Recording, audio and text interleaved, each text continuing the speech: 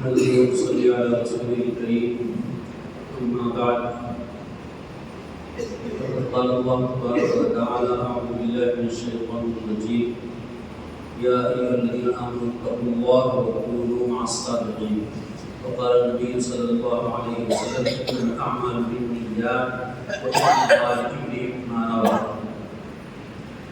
وكما قال عليه الصلاة والسلام. حضرات معتکفین کرام، ہم میں بعض وہ ہیں کہ جو گزشتہ سال بھی یہاں اعتکاف میں تھے، اور بعض وہ حضرات ہیں جو پہلی مرتبہ تشریف لائے ہیں. دونوں حضرات انتہائی قابل مبارکباد ہیں. میں دونوں حضرات کو مبارکباد پیش کرتا ہوں اور اللہ تعالیٰ کا بے پناہ شکر ادا کرتا ہوں کہ اس شہر میں لاکھوں کی آبادی، ان لاکھوں لوگوں میں سے یہ چند لوگوں کو اللہ تعالیٰ نے منتخب فرما کر اور اپنے عظیم شان گھر کے اندر پناہ دی. نہ صرف یہ پناہ دی اور اپنے گھر میں جگہ دے کر یہاں اپنا مہمان بنا کر رکھا. یہ تو دنیا کی کسی بھی مسجد میں ہو سکتا ہے، لوگ اعتکاف کر سکتے ہیں، لیکن اور مسجدوں کے اعتکاف سے ہمارے اس اعتکاف کو کیا اہمیت حاصل ہے، کیا فضیلت حاصل ہے، ہمارے اس اعتکاف کو کیا خصوصیت حاصل ہے، وہ بھی ذہن میں رکھنا چاہیے. ہمارا جو اعتکاف ہے یہ الحمدللہ اعتکاف ہونے کے ساتھ ساتھ ایک زبردست تربیتی کیمپ ہے. یہ کوئی دینی میلہ نہیں ہے کہ آئے اور گل کپاڑ کی اور کچھ لیا کچھ چھوڑا اور چلے گئے، انجوائے کرنے کے لیے آئے کے ساتھ میلہ. یہ کوئی دینی میلہ نہیں ہے، بلکہ یہ زبردست ترین ایک عبادت ہے اللہ کی، اعتکاف. اور پھر اس میں خاص طور سے ایسا اعتکاف کہ جو کسی خاص بزرگ کی سرپرستی میں ہو اور تربیتی ایک نظام کے تحت وہ اعتکاف ہو، اس طرح سے کہ وہ صرف آنا، کھانا پینا سونا اور 10 دن کی میزبانی اور مہمان نوازی کر کے اور چلے جانا، یہ نہیں، بلکہ کیا ہو، ایک تربیتی کیمپ. ہمارا جو اعتکاف ہے وہ اعتکاف تو ہے یہ بے شک، لیکن جس کو یہ کہہ لیجئے کہ ملٹیپل مقاصد، آپ اپنی زبان میں کثیر المقاصد یا کثیر المنافع، جس میں ایک عبادت کا فائدہ نہیں ہے، ایک عبادت کے فائدے کے علاوہ دوسرے بہت سارے فوائد ہیں اس اعتکاف میں. ان میں اہم ترین فائدہ یہ ہے کہ ہم یہ نیت لے کر کے آئیں اور یہ سوچ کر اعتکاف میں بیٹھیں کہ ہم اپنے اندر کا انسان بنانے کے لیے آئیں. اعتکاف تو سوتے سوتے بھی اگر کر لیں گے، ہے نا، صرف کچھ تھوڑی بہت اللہ کا ذکر، تھوڑا بہت اللہ کا ذکر اور 5 وقت کی نمازیں وغیرہ پڑھ کر کے اعتکاف پورا کر لیں گے، تب بھی اعتکاف کا ثواب تو مل جائے گا. لیکن ایک بندہ مومن کا ایمان کا تقاضا یہ ہے کہ وہ اپنے اعتکاف کو کثیر المقاصد اور کثیر المنافع بنائے، یعنی جس میں ایک سے زیادہ بہت سارے فائدے حاصل ہوں، ایسا بنائے اپنے اعتکاف کو. کیوں بنائے؟ ہم دنیا حاصل کرنے کے لیے اپنی عقل کو استعمال کرتے ہیں، اور کوئی چھوٹا موٹا کاروبار ہو تو اسی پر قناعت کرتے ہیں کیا؟ اسی پر قناعت نہیں کرتے، بلکہ اس کو زیادہ سے زیادہ بڑھانے اور خوب سے خوب تر دنیا حاصل کرنے کی کوشش کرتے ہیں.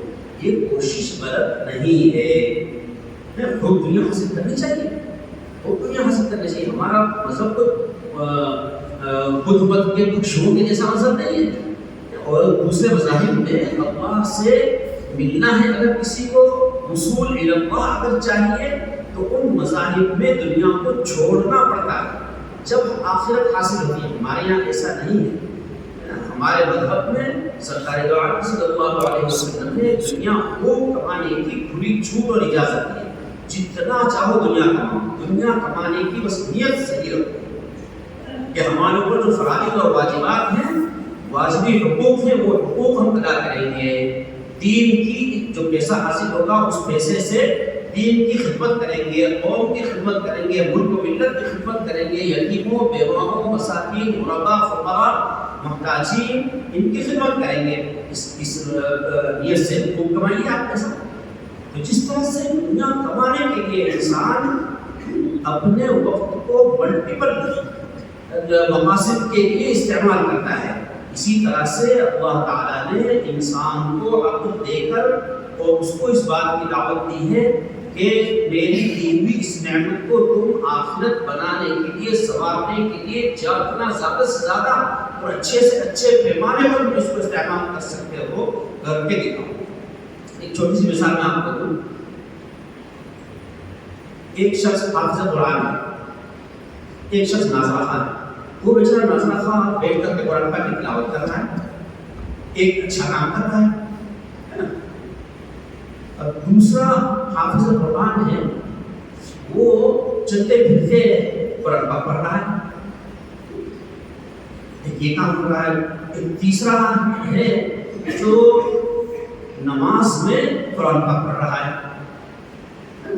جو ناظرہ خان تھا وہ بیچارہ ایک درجہ حاصل کر رہا ہے عبادت کا, اور جو چلتے پھرتے پڑھ رہا تھا وہ 2 درجے حاصل کر رہا ہے. جو نماز میں پڑھ رہا ہے وہ 3 درجے حاصل کر رہا ہے. وہ سب سے زیادہ افضل کام. نماز میں اگر قرآن پڑھ رہا ہے تو کتنا زبردست ثواب حاصل کر رہا ہے.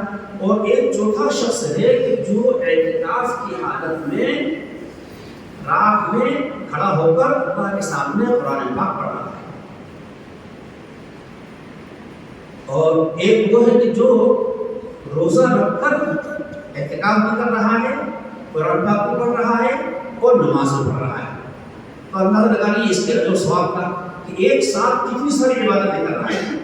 ملٹیپل عبادت ہوگی نہیں سکتی, ایک ساتھ اس کی 4-5 عبادتوں کا میٹر چل. اسی طرح سے ہمیں اپنے اس اعتکاف کے سلسلے میں سوچنا چاہیے کہ ہمارا یہ اعتکاف اور دنیا کی دوسری مسجدوں میں جو اعتکاف ہوتا ہے ویسا اعتکاف ہو, بس بلکہ ہم اپنے اس اعتکاف میں بہت کچھ سیکھ کر جائیں, اپنے اندر کا انسان بنا کر جائیں. 10 دن معمولی نہیں ہوتے, 10 دن بہت اہمیت کے حامل ہیں. یہ 10 دن ایسے ہیں کہ اس 10 دن میں اگر ہم نے اپنی تقویٰ کی بیٹری چارج کر لی اور 10 دن کو اللہ کی رضا کے مطابق اور اپنے اندر جھانک جھانک کر دیکھ دیکھ کر اپنے نفس کی پوری نگرانی کے ساتھ اگر یہ 10 دن ہم نے گزار لیے تو ہو سکتا ہے کہ یہ 10 دن میں ہماری زندگی کے اندر انقلاب آئے.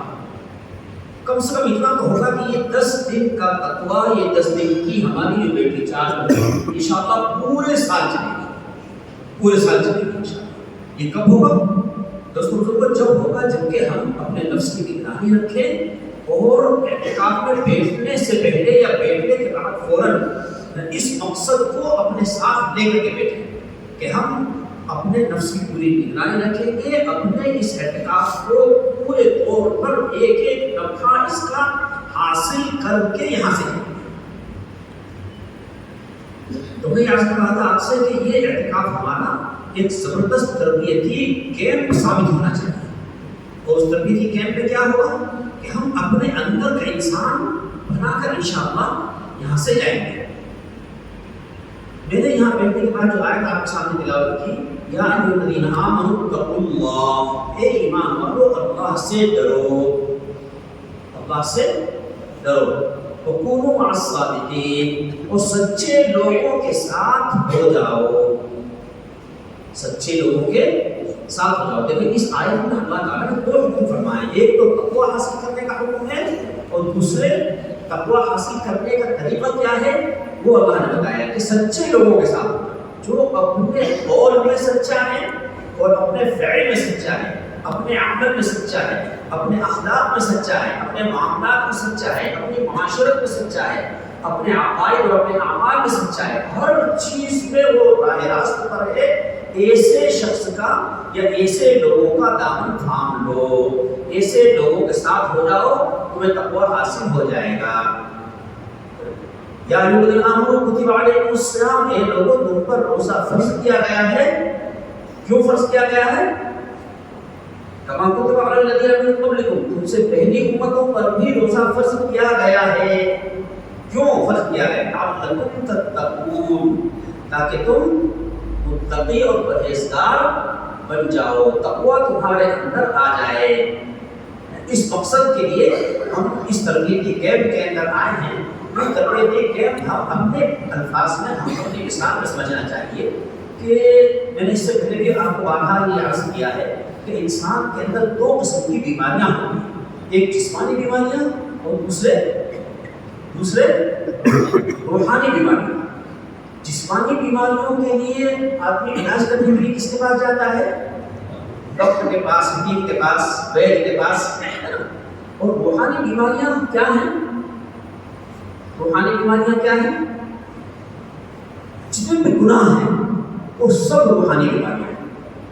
آج کل آنکھوں کا غلط استعمال بہت بڑی وبا اور مصیبت کی حد تک عام ہو گئی ہے یہ چیز۔ یہ سب سے بڑی روحانی بیماری سمجھنا چاہیے آج کل کے زمانے میں۔ پینٹ پاجامہ ٹخنوں سے نیچے لٹکانا، داڑھی کٹوانا وغیرہ وغیرہ، بہت ساری روحانی بیماریاں ہمارے اندر پل رہی ہیں۔ ان روحانی بیماریوں کے لیے ہمیں اہل اللہ کے پاس جانا پڑتا ہے۔ جیسے بیماری کا علاج کرنے کے لیے، جسمانی بیماری کا علاج کرنے کے لیے ڈاکٹر کے پاس جانا پڑتا ہے۔ ڈاکٹر اگر کہہ دے کہ بھائی آپ کی بیماری بہت زیادہ سنگین ہے، میرے بس کی نہیں ہے، آپ جاؤ، کہاں جاؤ؟ ہاسپٹل جاؤ، بڑے ڈاکٹر کے پاس جاؤ۔ وہ بڑا ڈاکٹر لکھ دیتا ہے کہ ٹھیک ہے آپ جا کے جلدی سے ہاسپٹل میں ایڈمٹ ہو جاؤ، یہاں سے گھر میں نہیں جانا۔ تو آدمی بیٹا، بھائی، چچا وغیرہ کو بلا کے سیدھا ہاسپٹل جاتا ہے، نہیں جاتا۔ یہ تربیتی کیمپ ہمارا ہاسپٹل، روحانی ہاسپٹل۔ اس روحانی ہاسپٹل میں یہ سمجھ لینا چاہیے کہ پورے سال ہم جو اپنے پیر و مرشد کے پاس جاتے رہتے ہیں یا علماء کے پاس، اہل اللہ کے پاس جا کر اپنا علاج کرواتے رہتے ہیں، وہ پورے سال کا جو طریقہ ہے ہمارا، وہ اتنا کارگر نہیں ہوتا جتنا کارگر یہ 10 دن کا روحانی ہاسپٹل کارگر ہوتا ہے۔ اس 10 دن کے روحانی ہاسپٹل میں آ کر ہم ایڈمٹ ہو گئے ہیں۔ ایڈمٹ ہو گئے، اچھا، جسمانی مریض کا جو ڈاکٹر ہوتا ہے، وہ ڈاکٹر جب اس کو چھٹی دے، جب بھی تو چھٹی ملتی ہے مریض کو۔ میری اہلیہ 5 مہینہ مسلسل ہاسپٹل میں ایڈمٹ رہی، اور بعض افراد ایسے ہوتے ہیں بیچارے کہ جن کو ہاسپٹل کی لائف ممبرشپ حاصل ہو جاتی ہے، زندگی بھر پڑے رہتے ہیں ہاسپٹل میں بیچارے، 8 10 سال، 12 سال، 15 سال۔ اللہ تعالیٰ کا بڑا کرم ہے کہ اتنا لمبا عرصہ اللہ نے ہم کو بس میں بنا کر قید نہیں کیا ہے نا، بلکہ آ جاؤ بس 9 دن کے لیے، 10 دن کے لیے، 10 دن کے لیے آ جاؤ، اور یہ 10 دن کے اندر ہم تمہارے تقویٰ کی بیٹری ایسی چارج کر دیں گے کہ ہو سکتا ہے کہ پوری زندگی ان کو یہ تقویٰ کی بیٹری کام دے، اور نہیں تو کم سے کم 1 سال کا تو خزانہ جمع ہو ہی نہیں۔ تو یہ ہمارا جو تربیتی کیمپ ہے یا روحانی ہاسپٹل ہے، اس روحانی ہاسپٹل میں ڈاکٹر حضرات جیسا کہیں ویسا ہمیں کرنا چاہیے یا اپنی منمانی کرنی چاہیے؟ جسمانی مریض کا ڈاکٹر ہاسپٹل میں مریض کو جو کھلاتا ہے، مریض بیچارہ وہی کھانے پر مجبور ہوتا ہے۔ اپنے گھر پہ تو وہ مربن بریانی اور کیا کیا اگاتا رہتا ہے، ڈاکٹر کے پاس ہاسپٹل میں آ گیا تو ہاسپٹل میں اگلا ہوا کھانا، اور وہ بھی تھوڑا سا۔ میری اہلیہ جب ہاسپٹل میں تھی تو وہ زبان کی اچھے ذائقے کی عورت تھی، تو مجھے بڑا کرتی تھی کہ آپ گھر سے فلاں چیز بنا کے لاؤ، فلاں چیز بنا کے لاؤ، تو میں ان کی رعایت کر کے تھوڑی بہت چیز وہاں سے لے کر آ جایا کرتا تھا۔ تو ہاسپٹل سے جو کھانا ان کو ملتا تھا ہے نا، اگلا ہوا ہے نا، وہ کہتے ہیں کہ آپ وہ کھانے کو ضائع ہونے سے بچانے کے لیے اس کو میں کھا لیا کرتا تھا، اور میں گھر سے جو اچھا کھانا بنا کر لاتا تھا وہ کھا لیا۔ تو مریض کو چکھا رہے ہوتے ہیں ہے نا، لیکن وہ کھانے والا کھانا اس کے لیے نقصان دہ ہوتا ہے۔ اسی طرح سے بدعمالیاں، ہاسپٹل کے اصول کے خلاف کام کرنا وہ مریض کو نقصان پہنچاتا ہے۔ اسی طرح سے اعتکاف میں رہ کر اللہ کے گھر کے کچھ آداب ہیں، اور اللہ تعالیٰ کا یہ جو روحانی ہاسپٹل ہے، اس روحانی ہاسپٹل میں جو پرہیز والی غذا ہم کو دی جائے وہ ہمارے لیے انتہائی مفید نہیں بلکہ انتہائی ضروری ہے، اسی پر ہمیں قناعت کرنی چاہیے۔ یعنی کون سی ہے وہ روحانی غذا؟ دن بھر جو اعمال ہم کرتے ہیں نا، اعتکاف کرتے دن بھر جو اعمال ہم کرتے ہیں، نماز، روزہ، ذکر، تلاوت وغیرہ، یہ سب روحانی غذا ہے۔ ان روحانی غذاؤں میں بل کر کے ہم 10 دن گزار دیں گے انشاءاللہ، یہ 10 دن ہمارے اللہ تعالیٰ کامیاب فرما دے تو اس کا پھر ثمرہ اور برکت انشاءاللہ یہاں سے نکلنے کے بعد بھی ظاہر ہوگا، بلکہ پورے سال ظاہر ہوگا۔ یہ جو اعتکاف ہم کر رہے ہیں، آپ کیا سمجھتے ہیں اس کو؟ کیسی چیز کی ہے؟ کیا ہے اعتکاف؟ ایک ایسی عبادت ہے کہ جس کو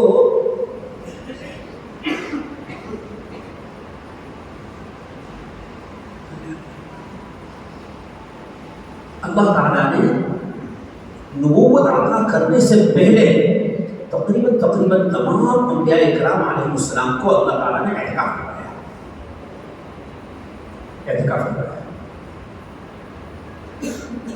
یہاں تک کہ سرکار دو عالم صلی اللہ علیہ وسلم ہفتوں کا اعتکاف فرماتے تھے۔ اسلام آنے کے بعد نہیں، اسلام آنے کے بعد نماز، روزہ، ذکر، تلاوت، حج وغیرہ یہ سب چیزیں، ساری عبادتیں اسلام کے آنے کے بعد حضور اکرم صلی اللہ علیہ وسلم کو دی۔ لیکن اعتکاف کی ایک عبادت جو اسلام کے آنے سے پہلے حضور اکرم صلی اللہ علیہ وسلم سے کروایا جاتا تھا۔ کہاں کروایا جاتا تھا معلوم ہے؟ کہاں؟ جی، غار ثور میں۔ تو حضور اکرم صلی اللہ علیہ وسلم جب ہجرت فرما رہے تھے اس وقت حضور اکرم صلی اللہ علیہ وسلم نے 3 دن کا اعتکاف غار ثور میں کیا تھا، وہ ایک ہی مرتبہ ثابت ہے۔ لیکن کئی ہفتوں جو بیٹھے رہتے تھے حضور اکرم صلی اللہ علیہ وسلم وہ غار یہاں تک کہ حضرت خدیجہ کبریٰ رضی اللہ عنہا جن کے عمر مبارک اس وقت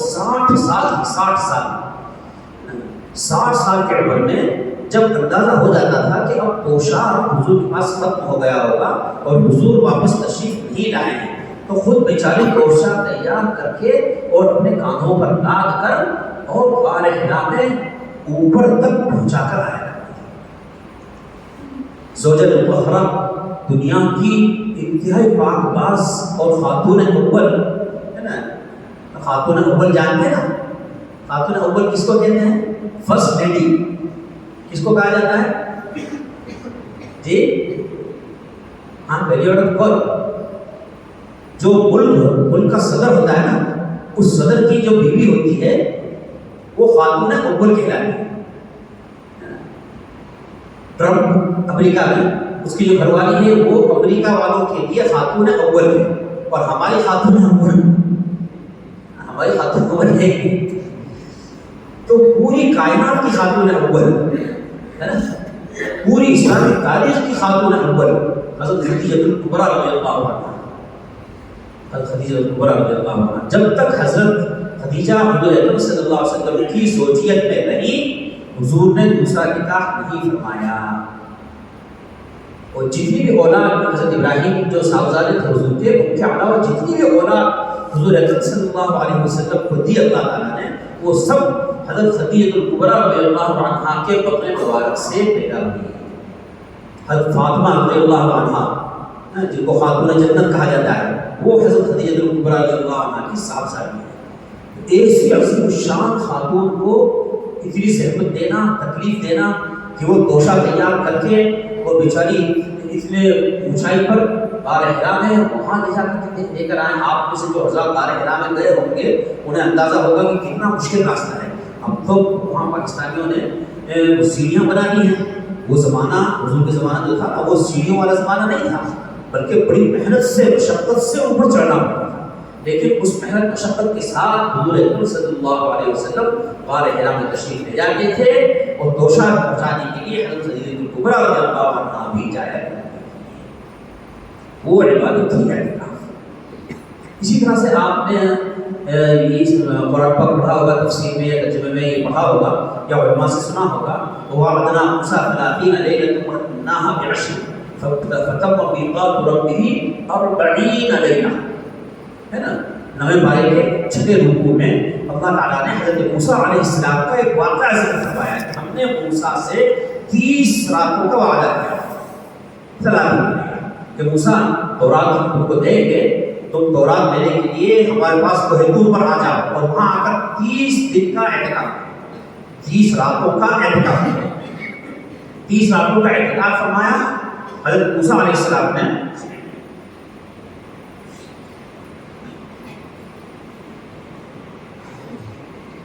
پھر اللہ تعالیٰ نے فرمایا کہ موسیٰ ابھی 10 دن کا اور اعتکاف کرو. اس کو مکمل کیا اللہ تعالیٰ نے 40 دن کے اعتکاف. یہ 40 دن کا اعتکاف حضرت موسیٰ علیہ السلام نے کیا ہے. اس کے بعد تورات ان کو دی گئی. آپ نے حضرت یوسف علیہ السلام کا آپ نے سنا ہوگا. حضرت یوسف علیہ السلام کو اللہ تعالیٰ نے بچپنے میں نبوت عطا فرما دی. 4-5 انبیاء ہیں کہ جن کو اللہ تعالیٰ نے نبوت کب عطا کی؟ بچپنے میں، جب وہ بچے تھے جبھی اللہ تعالیٰ نے ان کو نبی بنا دیا. ان میں سے ایک حضرت یوسف علیہ السلام نے. ان کو کہاں نبوت ملی؟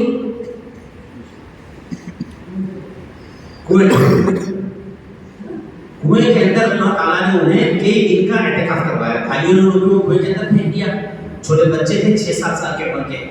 ایسی حالت میں کنویں کے اندر کئی دن کا اللہ تعالیٰ نے انہیں اعتکاف کروایا اور وہاں نبوت عطا فرمائی.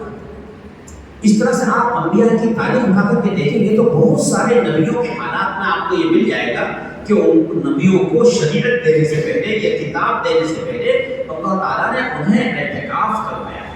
اتنی عظیم الشان عبادت میں اعتکاف.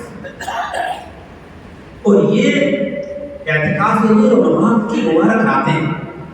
علامہ ابن القیم رحمہ اللہ نے لکھا ہے کہ مرنے کے بعد کسی کو زندہ کر کے اللہ تعالیٰ سوال ادا کرے کہ تم کو کیا چاہیے، تم کو کیا چاہیے، تو وہ یہی کہے گا کہ یا اللہ مجھے رمضان کی ایک رات عطا فرما دے. رمضان کی ایک رات. یہ تو عام راتوں کی فضیلت ہے. اور اعتکاف کی جو ایک رات ہے، اعتکاف کی ایک رات، اس کی فضیلت اور خصوصیت اس کا تو تصور بھی نہیں کیا جا سکتا، تصور نہیں کیا جا سکتا. لیکن بس یہ ہے کہ اس اعتکاف کی راتوں کو، یعنی اعتکاف کے ان لمحات کو ہم صحیح طریقے پر گزارنے والے بن جائیں. جیسا کہ میں نے آپ سے عرض کیا کہ اس اعتکاف کو ہم نے اس سے پہلے زندگی میں اور اعتکاف کیے ہوں گے. ان اعتکافوں سے اس اعتکاف کو بالکل الگ تھلگ اور ایک انتہائی کامیاب اعتکاف بنانے کی کوشش ہے. ایک انتہائی کامیاب اعتکاف بنانے کی کوشش ہے. اعتکاف کیا ہے؟ میں نے آپ سے عرض کیا کہ اعتکاف ایک روحانی ہاسپٹل ہے. روحانی ہاسپٹل ہے. دنیا کی دوسری بستیوں میں جو اعتکاف ہوتا ہے ان اعتکاف میں معتکفین آزاد ہوتے ہیں، لیکن خانقاہوں میں اور کسی بزرگ کی سرپرستی میں کیا جانے والا اعتکاف، وہ اعتکاف در حقیقت ایک تربیتی کیمپ ہوتا ہے، تربیتی ایک نظام ہوتا ہے. اس نظام کے تحت چلنا ہوتا ہے. اس نظام کے تحت اگر چلتے ہیں تو اعتکاف بہت زیادہ کامیاب ہوتا ہے. اعتکاف میں ہم اللہ کے گھر میں اعتکاف میں اللہ کے گھر میں موجود ہیں. دنیا کا کوئی بڑا آدمی اگر ہم کو اپنے گھر بلائے یا جہاں اس کا دربار لگتا ہو وہاں بلائے تو وہاں چند منٹوں کے لیے اگر ہم جائیں تو کیسا وقت گزاریں گے؟ وہاں پہنچ کر کیسا وقت گزاریں گے؟ اس کا جو بنایا ہوا قانون ہوگا اس قانون سے ہٹ کر کوئی حرکت کوئی کام کریں گے وہاں اس کے سامنے، بلکہ اگر وہ بیٹھا ہوگا موجود ہوگا تو ہمتن گوش دل دماغ آنکھ ناک کان ہر چیز اس کی طرف متوجہ رہے گی بھائی، ہر چیز اس کی طرف متوجہ رہے گی. اور اللہ تعالیٰ تو ہر جگہ پر موجود ہے. یہ تصور رکھیں کہ میں اللہ کی نگرانی میں ہوں، اللہ مجھے دیکھ رہا ہے. یہ تصور تو تصوف کی زبان میں اس کو مراقبہ کہا جاتا ہے. یہ مراقبہ تقریباً بزرگوں کی صحبت میں رہنے والے ہر شخص کو سکھایا جاتا ہے، اور ہمہ وقت سکھایا جاتا ہے، ہر وقت سکھایا جاتا ہے. خاص طور پر جب نگاہ بھٹکے اس کو فوراً آدمی کو سب سے پہلا کام کیا کرنا چاہیے؟ سب سے پہلا کام کیا کرنا چاہیے؟ جس کو جو معلوم ہے بتائیں. میرے لیے خوشی کی بات ہے کہ اگر آپ صحیح جواب دیتے ہیں، سب سے پہلا کام کیا کرنا چاہیے؟ گھر سے باہر نکلے، مسجد سے باہر نکلے، نگاہ بھٹکی، سامنے کوئی غیر محرم عورت نظر آئی، نگاہ جاتی ہے اس کے اوپر؟ جاتی ہے کہ نہیں جاتی؟ جاتی ہے. کوئی دنیا کا آدمی یہ کہے کہ میری نگاہ نہیں جاتی تو ہم یہ کہیں گے تو نہ مرد ہے. ہم تو مردوں کی بات کر رہے ہیں. مرد اگر ہے تو جائے گی نگاہ، اگر نہیں جاتی نگاہ تو اللہ کا ولی بن نہیں سکتا. تو فرشتہ بن سکتا ہے لیکن اللہ کا ولی نہیں بن سکتا. اللہ کا ولی بننے کے لیے لازم ہے کہ تیری نگاہ بھٹکے، پھر تو اس کو کنٹرول کر. پھر جب اس کو کنٹرول کرے گا تو فرشتے سے پوچھے مقام پر جائے گا، فرشتے سے پوچھے مقام پر جائے گا، اللہ کا ولی بنے گا، ولایت مجھے حاصل ہوگی. تو نگاہ اگر غلط استعمال ہو، غلط جگہ پر جائے تو کیا کرنا ہے؟ سب سے پہلا کام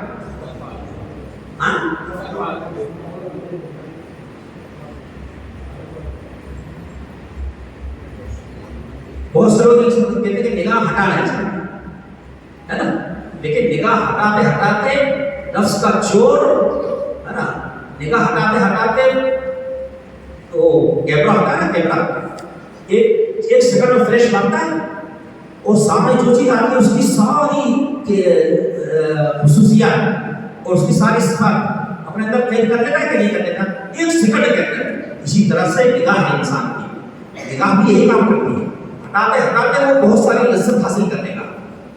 اس لیے جب بھی ایسا موقع آئے فوراً آنکھ کا شٹر بند کرو. پہلے شٹر بند کرو، شٹر بند کرو گے اس کے بعد نگاہ ڈالو اور فوراً اللہ کی طرف متوجہ ہو، فوراً اللہ تعالیٰ کی طرف متوجہ ہو. انشاءاللہ یہ کام چند مرتبہ اگر کر لیا، ایمان کی لذت اور حلاوت اور مٹھاس انشاءاللہ اپنے اندر محسوس ہوگا. ایمان کی حلاوت اور لذت اور مٹھاس اپنے اندر محسوس ہوگا. تو میں آپ کو کہا تھا کہ ہم اللہ کے دربار میں ہیں، ہم اللہ کے گھر میں ہیں، اور ہر کسی بڑے آدمی کے گھر کے کچھ قانون اور ضابطے ہوتے ہیں. ان ضابطوں کے اندر رہ کر اگر اس گھر پہ آپ گئے ہیں تو آپ فائدہ اٹھا سکتے ہیں. اس کے قانون کے خلاف اگر کوئی بات آپ نے کی ہے اور صاحب خانہ کو پتہ چل گیا ہے تو پھر اس کا دل مقدر ہو جائے گا اور وہ ہو سکتا ہے کہ آپ کے ساتھ سختی کا معاملہ کرے اور آپ کو گھر سے باہر نکلوا دے. تو یہاں ہم آئے ہیں اللہ تعالیٰ کے قانون کے مطابق ہم کو اس گھر میں اپنے 10 دن کا اعتکاف مکمل کرنا ہے. اپنے 10 دن کا اعتکاف ہم کو اللہ تعالیٰ کے قانون کے مطابق پورا کرنا ہے. اچھا، اللہ تعالیٰ کا قانون ہمیں کیسے پتہ چلے گا؟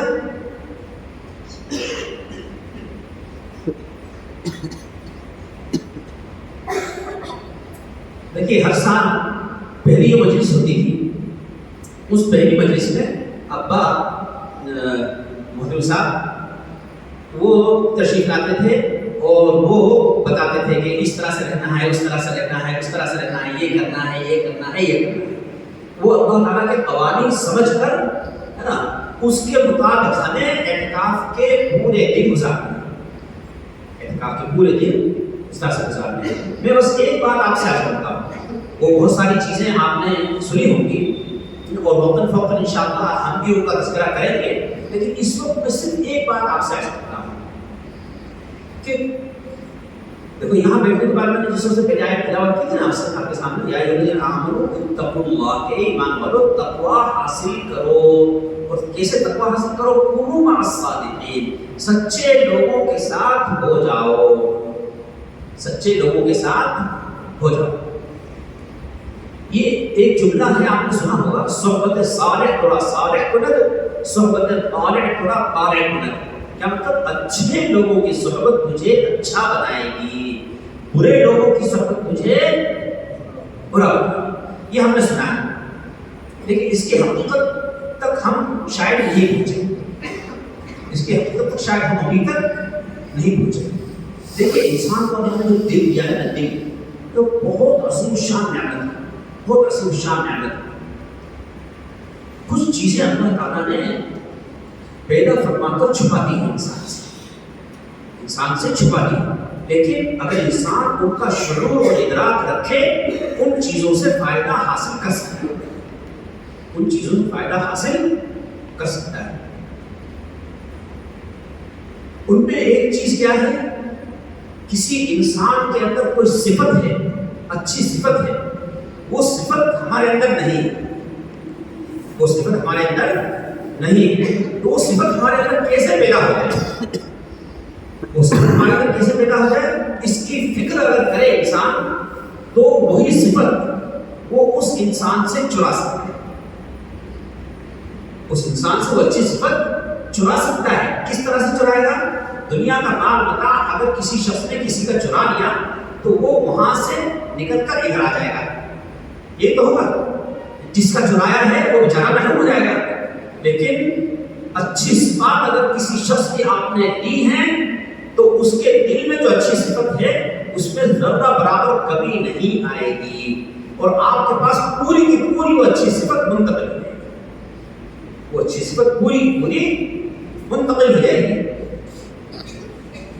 اس کی میں ایک مثال میں ایک واقعہ ذکر کرتا ہوں کہ حضرت تھانوی علیہ الرحمہ کے پاس ان کے مرید نے جو ان سے اپنی اصلاح کرا کے رہتے تھے خط لکھا کہ حضرت مجھے غصہ بہت آتا ہے، وہ جب غصہ آ جاتا ہے تو میں غصے میں کیا کرتا ہوں غصے میں؟ جو شادی شدہ ہے وہ بتائیں کیا کرتے ہیں؟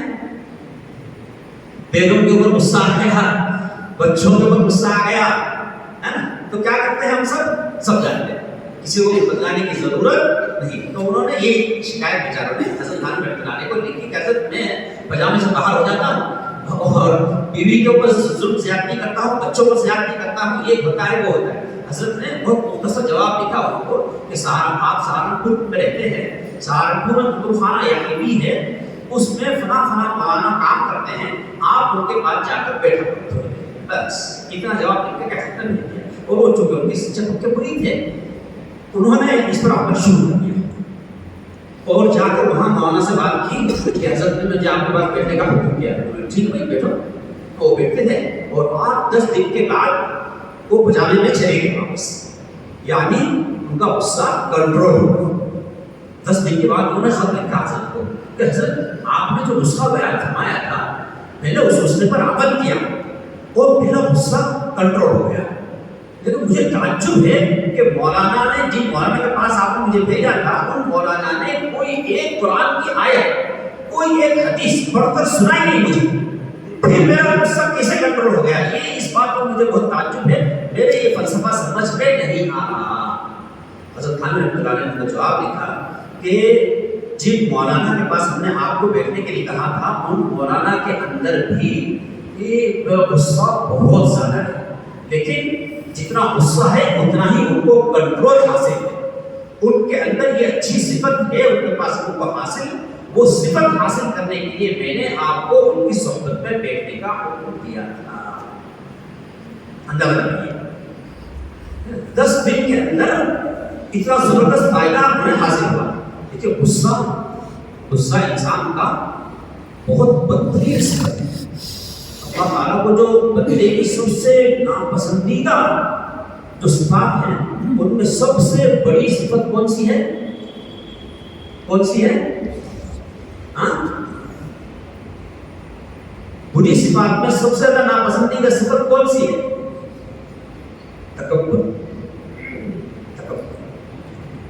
تکبر، حسد، غصہ۔ یہ انسان کو نہیں بلکہ انسانیت کو تباہ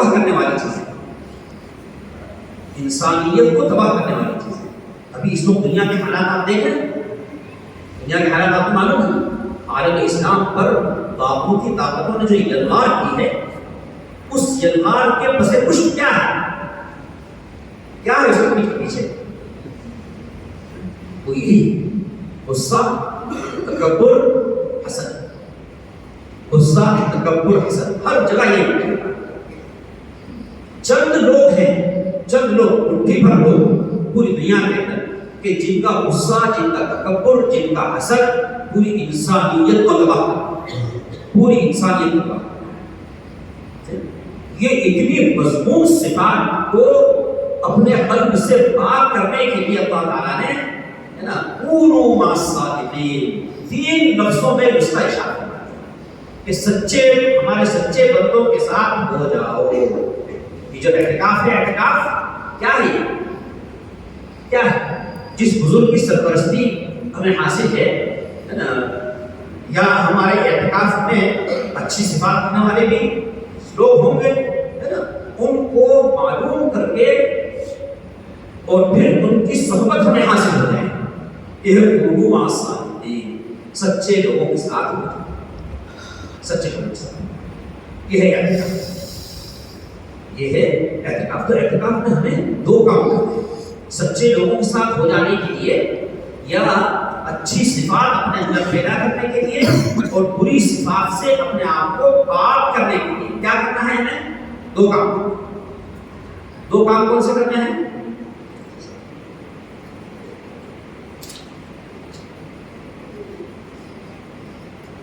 اچھا تو یہ ہے کہ ایک پیپر لے کر اور پین لے کر اس پہ لکھنا ہے۔ کیا لکھنا ہے؟ ہمارے ساتھ میں اٹھنے بیٹھنے رہنے والے جو حضرات ہیں، ان میں سے کس کے اندر کون سی اچھی صفت ہے؟ ہمارے ساجد بھائی کے اندر یہ اچھی صفت ہے، نوٹ کرو نام کے ساتھ۔ جنید بھائی کے اندر یہ صفت ہے، ان کے نام کے ساتھ نوٹ کرو، ہے نا۔ عبدالرؤف بھائی کے اندر یہ صفت ہے، اس صفت کو نوٹ کرو۔ جتنے اپنے آس پاس اٹھنے بیٹھنے والے اعتکاف میں اور کیا کام ہی کیا ہے، تو جتنے لوگوں کے اندر جتنی اچھی صفت ایسی ہے کہ جو ہمارے اندر نہیں ہے، اچھی صفات ایسی ہے کہ جو ہمارے اندر نہیں ہے نا، ان صفات کو نوٹ کرو، لوگوں کی اچھی صفات کو نوٹ کرو۔ اور پیپر کے دوسری سائڈ میں دوسرا کام کیا کرنا ہے کہ خود اپنے اندر بری صفات کیا ہے اس کو نوٹ کرو، خود اپنے اندر بری صفات کیا ہے اس کو نوٹ کر لیجیے اور دوسروں کی اچھی صفات کو نوٹ کر لیجیے۔ ہم آج کل اس کا بالکل الٹا کرتے ہیں، پوری زندگی کا دھارا ہمارا بالکل غلط ہوتا ہے۔ کیا کرتے ہیں پوری زندگی؟ اپنی تو اچھائیوں کو پر نظر ہوتی ہے اور دوسروں کی برائیوں پر نظر ہوتی ہے۔ یہ بدترین صفت ہے ہمارے اندر۔ اگر یہ صفت ہمارے اندر ہے تو اس کو بھی نوٹ کر لیجیے کہ یہ بری صفت میرے اندر ہے۔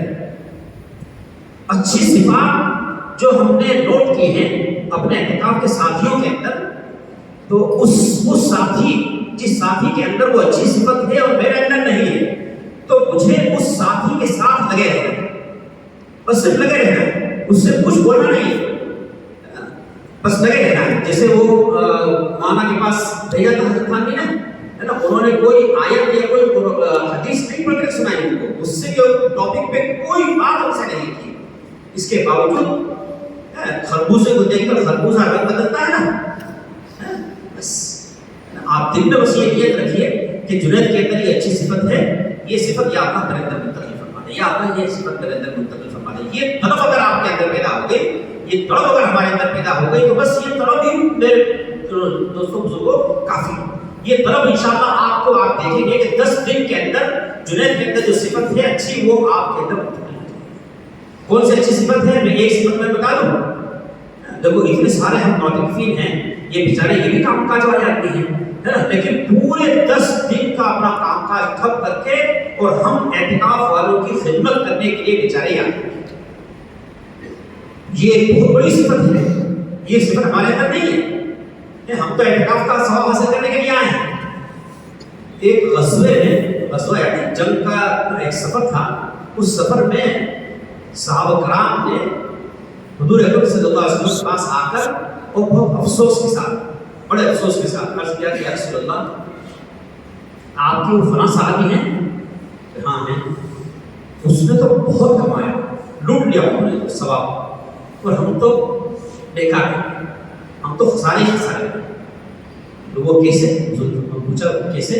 تو یا رسول اللہ ہم تو سارے لشکر کی ضروریات پوری کرنے میں لگے رہے، لکڑیاں وغیرہ چننے میں، آگ جلانے میں، کھانا پکانے میں، آٹا گوندنے میں، اس میں لگے رہے. اور یہ حضرت آپ کو وہ صحابی پوری رات کھڑے ہو کر اور نفلوں میں قرآن پاک پڑھتے ہیں. حضور نے پوچھا بس بات تمہاری پوری ہوئی؟ بولے جی ہاں. بولے ٹھیک ہے انہوں نے کمایا لیکن خسارے میں تم نہیں رہے، کمایا تم نے ان سے زیادہ کمایا. اس سب صحابہ کو بتا جو بھائی ہم نے ان سے زیادہ کیسے کما لیا؟ بولے اگر تم یہ سب اعمال کھانا پکانا وغیرہ کے نہ کرتے تو وہ اس طرح سے وہ کر سکتے تھے، بے فکر ہو کر کھانے وغیرہ سے بے فکر ہو کر پوری رات اس میں قرآن پاک پڑھ سکتے تھے. انہیں معلوم ہے کہ صبح ناشتے میں یہ سب لوگ بیچارے پکا رہے ہیں تو ناشتے میں کھانے کو ہمیں ملے گا یقیناً، تو تم کو ان کا بھی ثواب ملا اور تمہارے اپنی خدمت کا ثواب بھی تمہیں پورا ڈبل اجر و ثواب تمہارے پاس. یہ حضور اکرم صلی اللہ علیہ وسلم نے ان صحابہ سے فرمایا. تو ہمارے جنید بھائی یہ تو ہمارا بھی سب پر لوٹ رہے ہیں اور خود اپنا بھی لوٹ رہے ہیں.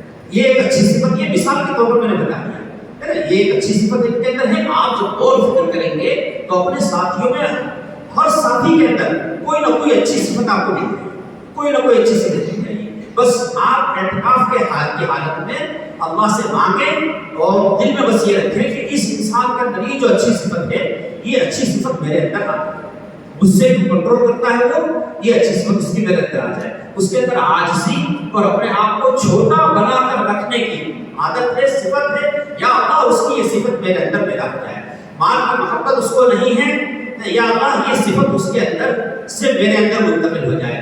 ایک آدمی رکشہ چلاتا ہے، وہ بیچارہ کتنا کماتا ہے دن میں، وہ اگر پورے 10 دن اپنے اس کام کو چھوڑ کر اگر اعتکاف کے لیے آ رہا ہے تو اس لکھپتی اور کروڑ پتی کے لیے شرم کی بات ہے کہ جو اگر 10 دن کا 1 مہینے کے لیے بھی اگر آ جائے اللہ کے گھر میں تو اس کے کاروبار میں کوئی فرق نہیں پڑے گا، کوئی فرق نہیں پڑے گا. تو دنیا کو پیچھے دھکیلنا اور آخرت کو آگے رکھنا، آخرت کو مقدم رکھنا، دنیا کو پیچھے رکھنا، دنیا کی محبت نکالنا، آخرت کی محبت اپنے دل کے اندر پیدا کرنا، یہ اس ہمارے رکشا والے بھائی کے اندر یہ صفت ہے. یہ صفت ہمارے اندر آ ہے. اسی طرح سے ہمارے اندر بری صفات کیا ہیں؟ ان میں سے ایک صفت کا علاج وہ ہمیں اپنے بزرگ سے جس سے بھی ہم بیٹھے ہیں اس کے سامنے بیان کر کے اور اپنی ان بری صفات سے اپنے آپ کو نجات دلانا ہے، بری صفات سے اپنے قلب کو پاک کرنا ہے. یہ 2 کام کون سے میں نے ذکر کیے؟ کیا 2 کام کرنے ہیں؟ دوسروں کی اچھی صفات نوٹ کرنی اپنے پیپر پر، اور دوسری سائڈ میں خود اپنی گندی صفات کیا ہے وہ نوٹ کرنی. اچھی صفات کو حاصل کرنے کے لیے میں نے ایک نسخہ آپ کو بتا دیا کہ بس اس کے ساتھ آپ زیادہ سے زیادہ وقت گزاریں، زیادہ سے زیادہ وقت اس کے ساتھ گزاریں. اس سے کہیں بھی میں تم سے بات نہیں کرنا چاہتا، تم اپنے ذکر میں تلاوت میں لگے رہو، میں بھی تمہارے پاس بیٹھ کے میں بھی ذکر اور تلاوت کرتا ہوں، میں بھی تمہارے ساتھ بیٹھ کر کے ذکر اور تلاوت کرتا ہوں. تو دل میں یہ رہے کہ اللہ اس کے اندر فلاں اچھی صفت ہے، یہ صفت اچھی میرے اندر آ جائے. ہمارے بہت سے دوست احباب بیچارے جو رمضان میں اعتکاف کر لیتے ہیں لیکن اس کے بعد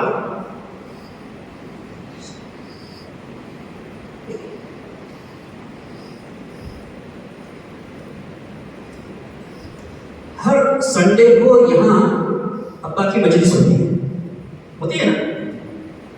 وہ جب مجلس کا وقت آتا ہے تو کبھی شیطان کی شکل میں بیگم صاحبہ آ کر ارے ہفتے میں 1 دن تو ملتا ہے، وہ 1 دن بھی تم معلومات دیتے ہو، ہمارے لیے وقت ہی نہیں تمہارے پاس. یہ بیگم صاحبہ کا یہ سب ہوتے ہیں.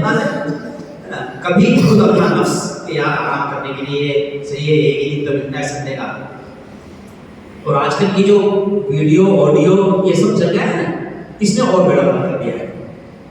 انسان کیا سوچتا ہے کہ یار ابا جی کی مجلس میں نہیں جائیں گے، تو ان کی مجلس پر آتی ہے، واٹس ایپ پر آتی ہے، وہ بیان سن لیں گے، ٹھیک ہے سن لو، کان میں پڑ جائے گی کوئی چیز ہے نا۔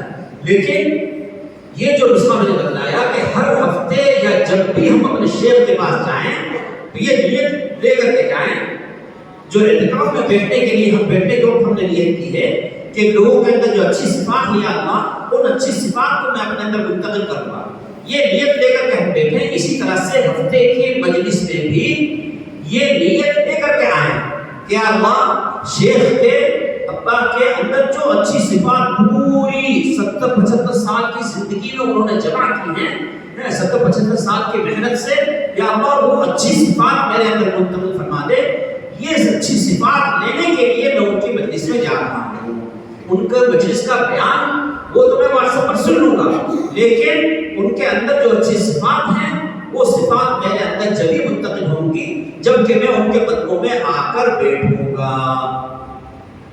جب لوگوں کے پاس آ کر بیٹھوں گا، ایک بہت بڑا بھوت ہم لوگوں کی کھوپڑی میں کیا سوال ہے کہ جب تک کوئی امریکہ کا ڈاکٹر، کوئی سائنٹسٹ کسی ہماری شریعت کے عمل کی تصدیق نہیں کر دیتا ہے نا، اس کو ویریفائی نہیں کر دیتا، جب تک اس کی طرف ہماری طبیعت چلتی نہیں ہے۔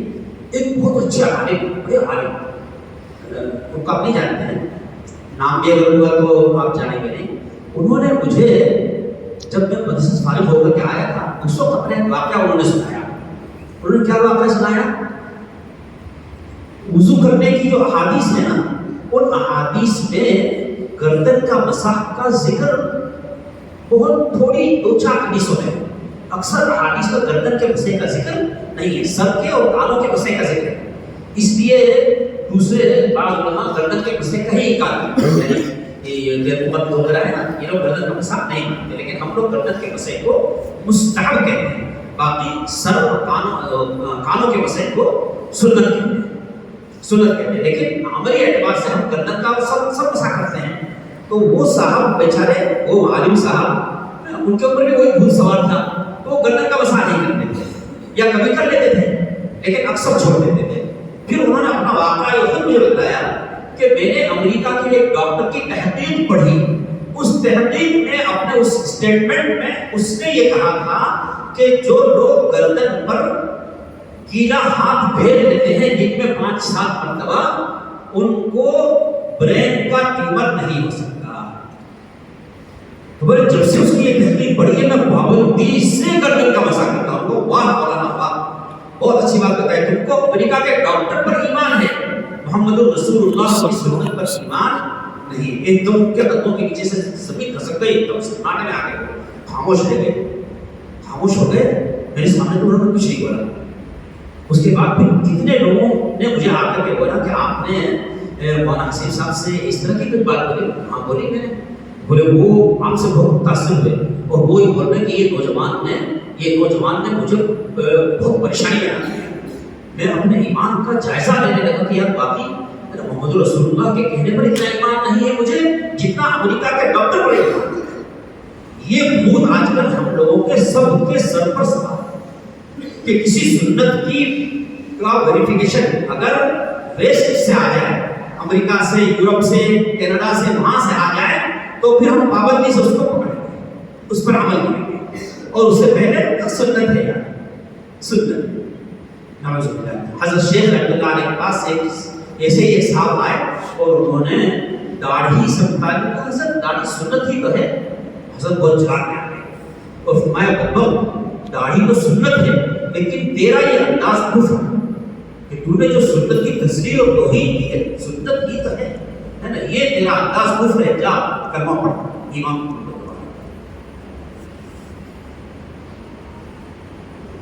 تو اتنا بتلا دینا کافی ہے کہ نیک لوگوں کی صحبت میں بیٹھ کر ہمارے اندر کا شیطان انسان ہے نا، ہمارے اندر کا شیطان انسان بن جاتا ہے بزرگوں کی صحبت میں رہ کر۔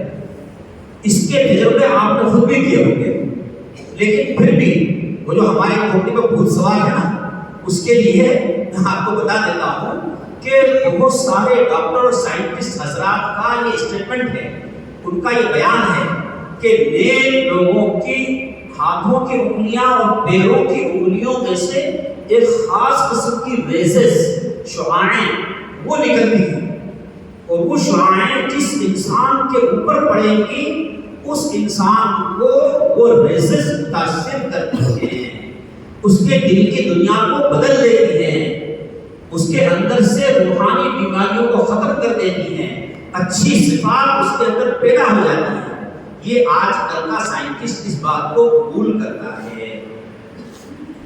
کسی بزرگ نے 70-75 سال جو محنت کی ہے، اپنے آپ کو رگڑا ہے، اپنے بزرگوں کے سامنے اپنے آپ کو جھکایا ہے، اپنے آپ کو مٹایا ہے، اور کی اتنی بڑی خدمت کی ہے، تو 75-70 سال میں اس نے کچھ حاصل نہیں کیا ہوگا، کچھ حاصل نہیں کیا ہوگا، اس نے تو اپنے لیے سب کچھ حاصل کر لیا۔ اب ہمارا امتحان ہے کہ ہم اس کی قدر کیسے کرتے ہیں، اس کے پاس سے کس طرح سے وہ چیزیں ہم حاصل کرتے ہیں۔ تو یہ چیزیں کس طرح سے حاصل ہوں گی؟ کم سے کم ہفتے میں ایک مرتبہ ہم سنڈے کے دن مجلس میں حاضری دینے والے بنے، اور صرف حاضری دینا کافی نہیں ہے، بلکہ حاضری کس طرح سے دیں؟ نیت کے ساتھ، نیت کے ساتھ کہ ابا جی نے جو اپنے بزرگوں سے اپنے بڑوں سے حاصل کیا ہے 70-75 سال میں، یا اللہ اس کے کچھ قطرات مجھے دے دے، اس کے اس برکت کے اس رحمت کی بارش کے کچھ قطرات اگر میرے اوپر پڑ جائیں گے میرا بیڑا پار ہو جائے گا۔ جب بھی ان بزرگ کے پاس جائیں، کسی بھی بزرگ کے پاس، یہ نیت لے کر کے جائیں۔ لیکن ستیہ ناش کیا ہے ہمارے نفس نے کہ بزرگوں کے پاس بھی جاتے ہیں نا، کس کام کے لیے جاتے ہیں؟ کس کام کے لیے جاتے ہیں؟ دعا کرانے، اور دعا بھی کرائیں گے تو کس بات بھی کرائیں گے؟ یہ نہیں کہ حضرت دعا فرما دیجیے کہ میری اصلاح ہو جائے، میرے اندر سے مذموم عادتیں نکل جائیں، اچھی صفات میرے اندر پیدا ہو جائے، اللہ مجھ سے راضی ہو جائے، ہے نا، جنت مجھے حاصل ہو جائے۔ نہیں، حضرت جیب سے حضرت دعا کر دیجیے کہ میرے رزق میں برکت ہو جائے، میں اردو کے پٹھے پوری زندگی تو نے رزق میں گزار دی، اور لاکھوں کروڑوں کا اللہ نے تجھے مالک بنایا ہے، اب بھی رزق میں برکت چاہیے، ٹھیک ہے، رزق میں برکت مانگنی چاہیے اللہ سے، ہے نا، لیکن اس کو اپنے دل دماغ پر ایسا مسلط کر دے کہ بس ایسا اندھا بن جائے کہ رزق کی برکت اس کا کوئی چیز نظر نہ آئے، اور بزرگوں کے پاس بھی جائے تو اسی مقصد کو لے کر جائے، نعوذ باللہ۔ یہ دل دماغ میں ہمارے جو دنیا بھر رہا ہے، گھس گئی ہے نا، وہ بدترین چیز ہے، یہ بدترین صفت دنیا کی جو محبت ہے نا، وہ بدترین صفت ہے۔ اس بدترین صفت کو بھی اس کے اندر ہمیں نوٹ کرنا چاہیے۔ دیکھیے، ہر بندہ، ہر انسان دنیا کے پیچھے بھاگتا ہے، دنیا کی محبت ہر انسان کے اندر ہے، کوئی کتنا ہی نیک ہے، کسی کے اندر کم ہے، کسی کے اندر زیادہ ہے، لیکن دنیا کی محبت ہے۔ اللہ سے مانگنا چاہیے کہ یا اللہ دنیا کی اتنی محبت تو ہو کہ میں دنیا والوں کے حقوق ادا کر سکوں۔ بیوی بچوں کی اتنی محبت تو ضروری ہے کہ جس محبت کی وجہ سے بیوی بچوں کے حقوق میں ادا کر سکوں، لیکن وہ محبت اعتدال سے بڑھ جائے، اتنی محبت ہے بچے سے، اتنی محبت ہے کہ وہ اس کو لے گیا تو ہم اس کو آنکھ دکھانے کے بھی قائل نہیں۔ حالانکہ یہ زمانہ ایسا ہے کہ اگر آپ کو اپنے بچوں کو انسان بنانا ہے، اپنے بچوں کی تربیت کرنی ہے، تو اپنے بچوں کی تربیت کے لیے باپ کی آنکھیں اور باپ کا ڈنڈا ضروری ہے۔ ایک دن اگر وہ ڈرامہ کیا، اس نے اسکول یا مدرسے نہیں گیا تو کیوں نہیں گیا؟ ایک مرتبہ اگر آپ اس کی جب تک ریپیئرنگ کر دیں گے انشاءاللہ وہ زندگی بھر یاد رکھے گا۔ تو بہرحال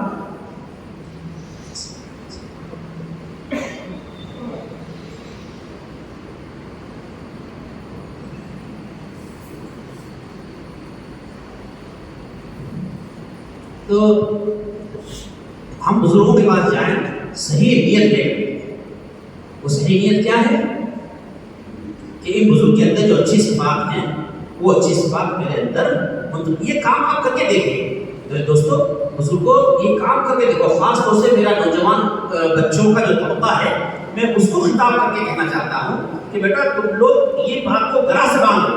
آج کی مجلس کا یہ زبردست فائدہ سمجھ لو کہ یہ عزم اور یہ پکا ارادہ کر لو کہ ہم ہر ہفتے کی مجلس میں ابا کے سامنے حاضر ہوں گے, حاضری دیں گے.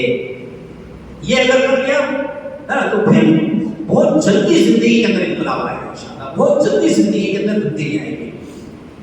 ہماری یہ بات کچھ ماؤں بہنوں کے کانوں میں نہیں جاتی ہے. ہماری دادی علیہ الرحمہ ہے نا, ابا کی والدہ, ابا ہمارے چچا ہیں, ان کی والدہ کو ہم نے خود اپنی آنکھوں سے دیکھا. تہجد کے وقت سے جو مسلح سنبھالتی تھی وہ تو 6 گھنٹہ مسلسل مسلح پڑھتی تھی. تہجد کے بعد فجر کے بعد اشراق, اور اشراق کے بعد اگر کچھ آرام کا تقاضا ہوا تو آرام کر لیا, اور نہیں تو پھر اسی مسلح پر بیٹھ کر ذکر تلاوت دعائیں اسی میں. آج کل تو ایسی عورتوں کو دیکھنے کے لیے آنکھیں ترس گئی, ایسی عورتوں کو دیکھنے کے لیے آنکھیں ترس گئی. تو میری ماؤں بہنوں کے کان میں اگر آواز جا رہی ہے تو ان کو ہی میں مشورہ دینا چاہتا ہوں کہ اس مزاج کی جو عورتیں اگر ان کو مل جائیں تو وہ ان کی مدد کریں, وہ ان کی مدد کریں اور ان کے پاس آ کر کے بیٹھے بس ہے نا. اگر وہ ذکر میں, تلاوت میں, نماز میں, اس میں مشغول ہیں, ان کو مشغول رہنے دیں. اگر وہ اپنی ذکر تلاوت چھوڑ کر مداحات کی طرف متوجہ ہوتی ہیں, آپ سے کچھ کہتی ہیں اللہ رسول کی بات, تو نور نعرہ نور, بہت اچھا, وہ سنیے اور اس کے مطابق اپنی زندگی کو ڈھالنے کی کوشش کیجیے. لیکن اگر وہ اپنی عبادت میں مشغول ہیں تو ان کو مشغول رہنے دیجیے. ان کے اندر جو اچھی صفات ہیں وہ اچھی صفات اپنے اندر پیدا کرنے کی کوشش کیجیے. سب سے اچھی صفت کیا ہے ان کے اندر؟ سب سے اچھی صفت کیا ہے کہ دنیا سے انہوں نے منہ موڑ لیا ہے.